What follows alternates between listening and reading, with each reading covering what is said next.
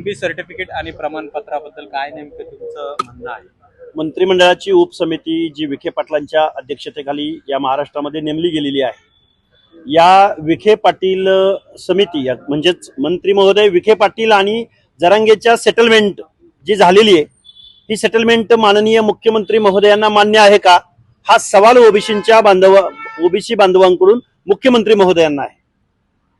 असं म्हणण्याचं कारण असं की विखे पाटील किंवा काल जी उपसमितीने माहिती दिली की निवृत्त न्यायाधीश संदीप शिंदेच्या समितीच्या स्थापनेपासून 48 लाख कुणबी नोंदी सापडल्याचं त्यांनी जाहीर केलंय आणि 12 लाख प्रमाणपत्र वाटल्याचं जाहीर केलं गेलंय. आणि जर असं झालं असेल तर मग जरांगे पाटील आणि विखे पाटील यांच्यामध्ये नक्की काय सेटलमेंट झाली? ओबीसीचं आरक्षण संपवण्याचा अजेंडा या दोघांकडे दिला आहे का? आणि निवृत्त न्यायाधीश संदीप शिंदे सर्वोच्च न्यायालयाचा जो निर्णय आहे मराठा समाजाच्या ओबीसीकरणाचा, सर्वोच्च न्यायालयाचा निर्णय या निवृत्त न्यायाधीश संदीप शिंदेंना अमान्य आहे का?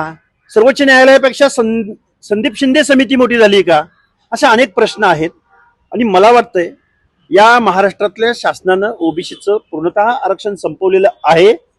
गेली 2-3 वर्ष झाली या महाराष्ट्रामध्ये आतडं तुटोस्तर बोलून सांगतोय की ओबीसीनो तुमचं आरक्षण संपलंय, ओबीसीनो तुमचं आरक्षण संपलंय. त्याचं उदाहरण तुम्हाला द्यायचं म्हटलं, एमपीएससीची यादी लागते, त्याचं उदाहरण तर आहेच. शिक्षणाच्या एंट्री पॉइंटला जी परिस्थिती आहे त्याच्यावरती एखादी प्रेस होऊ शकते. पंचायत राजच्या निवडणुका झाल्या, महानगरपालिकांच्या निवडणुका झाल्या, तिथलं तुमचं आरक्षण टोटली संपलेलं आहे. पुणे शहर असेल, पिंपरी चिंचवड असेल, कोल्हापूर असेल, सांगली असेल, परभणी असेल, छत्रपती संभाजीनगर असेल, पूर्णतः ओबीसीचं आरक्षण संपलेलं आहे. नव कुणबी बनलेले म्हणजे मराठा समाजाच्या कार्यकर्त्यांनी जी कुणबी सर्टिफिकेट काढून या जागा ढापलेल्या आहेत.